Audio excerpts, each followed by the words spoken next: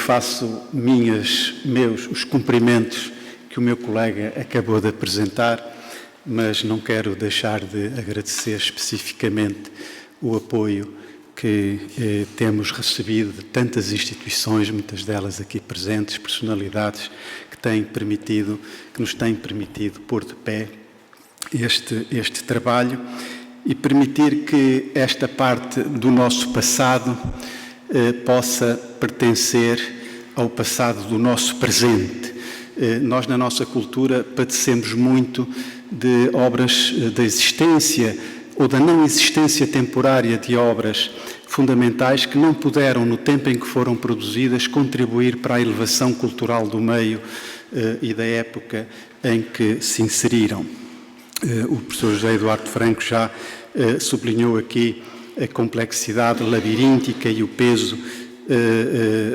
que esta obra e o esforço que esta obra representa, mas eu diria que é um esforço sedutor, não nos queixamos por isso. É sedutor porque estamos perante um homem que teve um projeto para o país, que nasceu e subiu ao poder numa época privilegiada. Talvez não tenha havido nunca nenhuma época na história em que os seus protagonistas tivessem uma concepção tão profunda, tão clara e tão marcante do lugar e da oportunidade que a história lhes proporcionava. Essa consciência tem a ver com temas que, enfim, a ideia do progresso, a ideia das luzes, as luzes no plural, não no singular. As luzes eram, nesta época, designavam as conquistas intelectuais dos modernos. E a ideia, sobretudo no plano científico, o elogio e a importância, a tomada de consciência da performatividade técnico-científica posta ao serviço da reforma da vida do homem em sociedade. E, num modelo, ergueram, Pombal teve essa característica muito, vimos ali o meu colega Viriato que dizia não se fez amar, fez-se temer, é o velho tema de Maquiavel, o ideal é ser temido, para um estadista, para um político, ser amado e ser temido, mas na impossibilidade muito frequente de conjugar e de equilibrar estes dois fatores é preferível ser temido do que amado. Por isso também a sua imagem, mais tarde Guerra Junqueiro viria dizer, não criou, produziu, precisamente dada essa. Mas a ideia de submeter, temos visto ao longo deste trabalho, essa amplidão do projeto pombalino e também a clarividência que ele teve de chamar, dada essa amplidão, essa dimensão enciclopédica, este foi o último momento da história em que pôde haver pessoas em que o enciclopedismo pôde marcar o seu papel no tempo. Depois veio o tempo da especialização e da barbárie também da especialização, mas Pombal soube chamar a si homens intelectuais, reunir equipas, consciente da dimensão enorme do projeto que tinha em mente e que urgia. Essas obras também serão aqui publicadas, algumas delas, as mais importantes, já estão prontas, a dedução cronológica e analítica,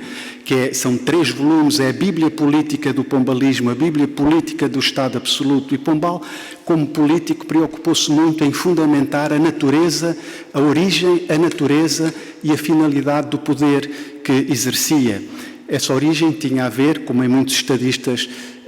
europeus, ou essa natureza, melhor dizendo, tinha a ver com o Estado absoluto, que remetia para a origem divina imediata do poder e para a fase final do Estado absoluto, que era o despotismo esclarecido, precisamente porque se ergueu com uma concepção unitária da filosofia que erguia a razão em tribunal aferidor, instância de apelação da legitimidade das ações, das doutrinas, enfim, e de uma intervenção que se considerava, para ser eficaz, exigia a força interventiva do Estado. A afirmação do Estado e, a partir daí, também o problema da separação, ou seja,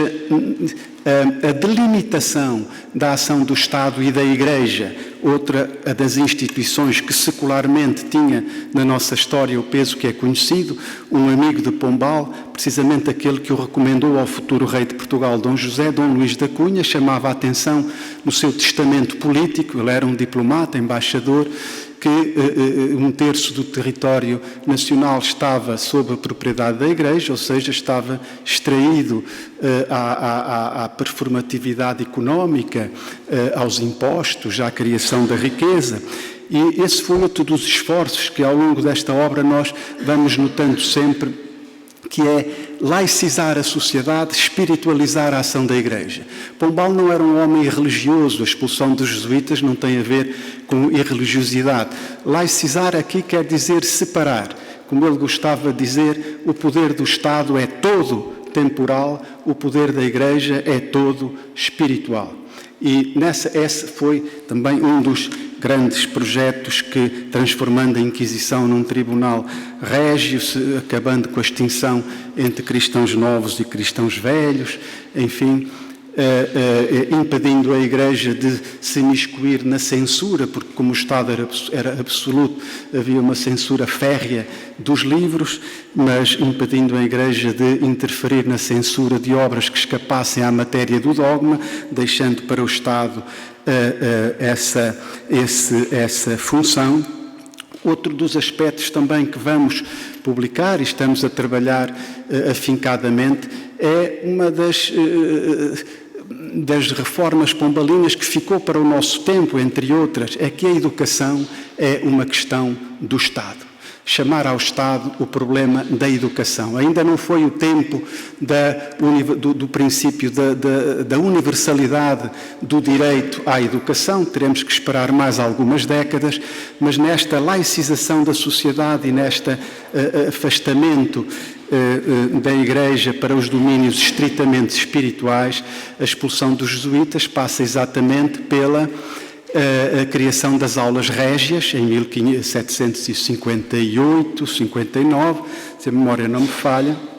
mas, sobretudo, por uma obra coletiva fundamentalíssima, que são os Estatutos da Universidade de Coimbra, em 1772, que são talvez a cereja no bolo das reformas pombalinas, do conjunto das reformas de Pombal. Quando vemos estatutos, à partida imaginamos que serão, enfim, textos puramente jurídicos, enfim, mas os estatutos, dada a dimensão do absolutismo esclarecido e do papel interventor do Estado, são um projeto de educação. Nesses estatutos, que é uma obra coletiva, tinham sido antecedidos por outra obra que também vai ser publicada, também ela desfeita em equipa, o Compêndio Histórico do Estado da Universidade de Coimbra, mas nesses estatutos se estabelece, se impõe os conteúdos das disciplinas, as bibliografias, as respectivas traduções e também, curiosamente, o método de ensinar. Criar um método de transmissão de conteúdos de ensino, outro dos aspectos que Pombal nos deixou, a ideia da aceleração do ritmo de encadeamento, da aceleração do tempo, do ritmo de encadeamento dos fenómenos no tempo. Não pode estar a mocidade académica, era assim que se dizia, tanto tempo na universidade, 6, 7, 8 anos, não é possível. O pragmatismo, a urgência das reformas, para hoje e não para amanhã, impõe o encurtamento do tempo dos cursos. Mas, e sobretudo, a ideia de um método compendiário, a ideia do compêndio, onde se possa, de modo a transmitir conteúdos de ensino nesse alargamento, nessa extensão. Por outro lado, também no domínio da economia, já estamos toda aquela dimensão da fisiocracia, do mercantilismo, das companhias de comércio, economia e diplomacia. Um dos aspectos que marcou sempre o seu pensamento foi a consciência dolorosa que ele teve desde o início da assimetria das nossas relações com a Inglaterra. Enfim, e a correção dessa assimetria é um dos aspectos. O pensamento económico de Pombal não resulta da aplicação sistemática de uma única escola que tivesse assimilado inteiramente e de pancada e que depois aplicasse. Resulta de muitas das suas observações experienciais de homem que também transformou a viagem numa escola do espírito no início da sua atividade. e esse aspecto foi bastante relevante. E só para terminar, dizer que, por ironia do destino, nós vamos fazer aqui à história o contrário que Pombal lhe fez, porque geralmente os homens autoritários, quando ascendem ao poder, têm tendência para criar uma leitura, agora diz-se narrativa, não é? Uma narrativa histórica que não está tanto interessada com a história enquanto estudo cientificamente conduzido, mas sim em construir uma metodologia regressiva que transforma o passado num prolongamento do presente, uma história valorativa e pragmática que, no fundo, se transforma num tribunal. E daí toda aquela linguagem comum dos textos pombalinos com que temos contactado, o caráter assintoso, belicoso, a construção de rupturas,